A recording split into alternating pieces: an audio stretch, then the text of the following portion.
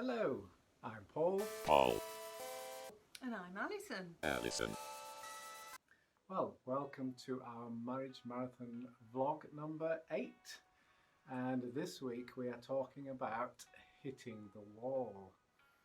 Now, if you're wondering what the wall is, seasoned marathon runners, not like us, tell us that there is such a thing as hitting the wall when you're running the marathon, and the general consensus is it happens about 20 miles in.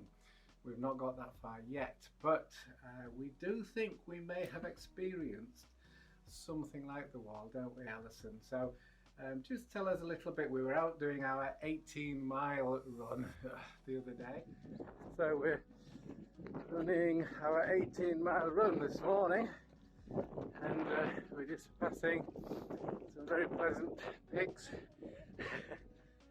It's a little bit muddy here, probably ideal for the pigs. Have to go a bit off piste here, but we're coming up to 10k in our run today. It's a Friday morning, light breeze, and it's quite pleasant. So we're hoping to get round in around 4 hours. This is our longest run yet. So far we're okay. We've taken painkillers, and Alson's got the gels as always. So let's see how we get on. It's kind of a big loop. We ran from Epworth towards Belton, now we're running back around towards Epworth, and then we head off to Haxey. So very challenging, but this will be our biggest test yet. And from my perspective, everything seemed to be going well. We were running at a good pace. I was just thinking how well actually Alison was running. And then about 12 or 13 miles in, something unexpected happened. Alison, do you want to talk us through what happened for you? So I felt okay at the beginning, and after about 8-9 miles, I knew I was starting to feel tired, but I also knew there was a long way to go. And so I just kept pushing on and running as fast as I can, which is very fast, but hey ho.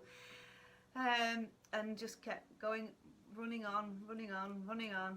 And then I just got to a point, I just said, I'm just going to have to walk, which isn't like me. We've not actually had to do that at all. I said, but I'm just going to have a little walk, and then I'll be okay. And so we did, didn't we? We walked for a while, and I was convinced I'd be okay. I just needed to regroup. Started to run again.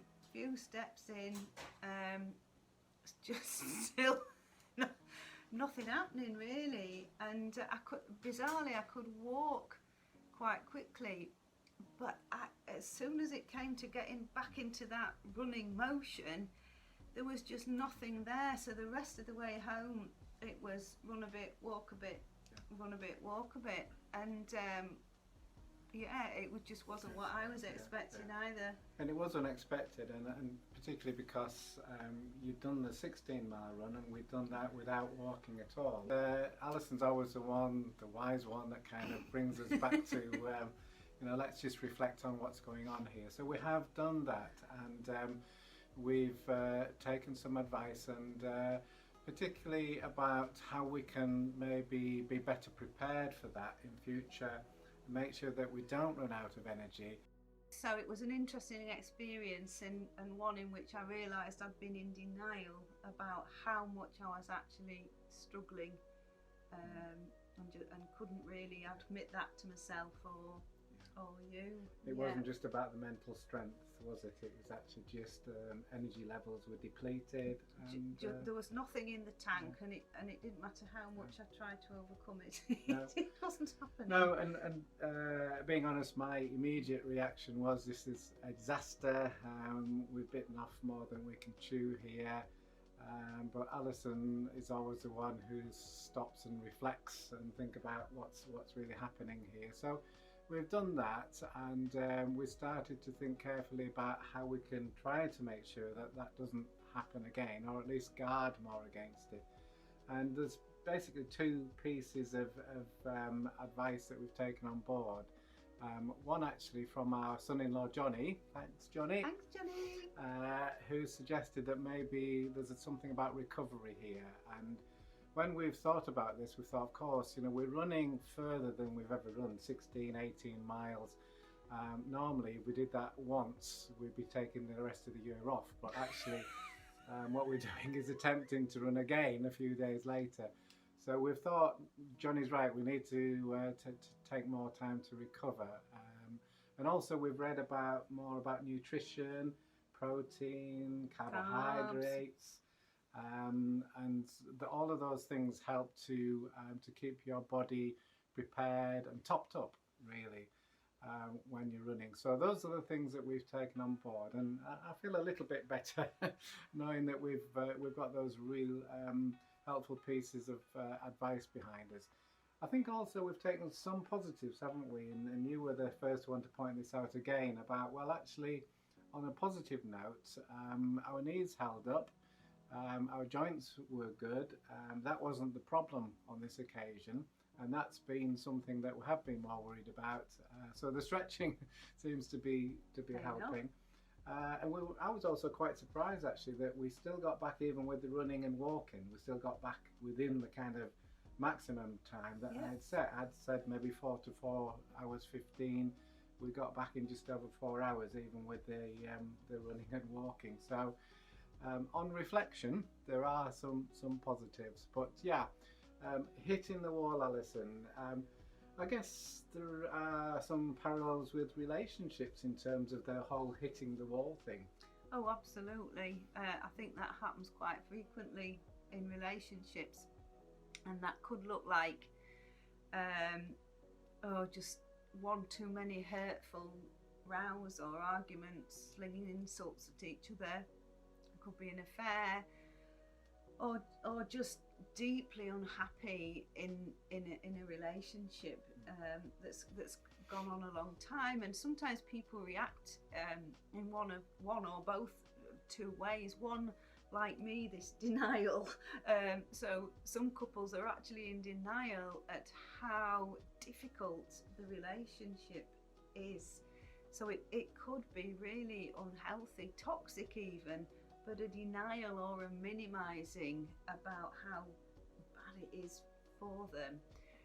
So that's one way that sometimes people react. And the other is the absolute opposite, where there's a complete emotional overreaction, where feelings just overwhelm. Either that one of them or both of them just feel they can't cope and they can't go on, and it's, oh my goodness, this has got to end, I can't do it anymore. So one or both of those reactions. And interestingly, some of you may have read this book by Professor Steve Peters, The Chimp Paradox, the Mind Management Program. He talks about how we have a chimp and a human, and the chimp is to do with our emotional thinking brain, and that's actually 5 times stronger than the human part of us, which deals with logic and facts and truth. So it's no use pretending you can outpower your feelings. You can't. So it's really important to actually express those feelings safely, either on your own or with someone that you trust, that you feel safe with, and not to interact with them, and certainly not make any decisions from that emotional place. Like on our run, we could have said, that's it, then we can't do it, we'll just pack in, and that would have been an emotional decision. So it's so important we let the chimp or that emotional part of us really settle down, and then very honestly with each other and ourselves, and calmly look at the facts. What are the facts here? What's the real truth? Not what do we feel about it only, but what are the facts?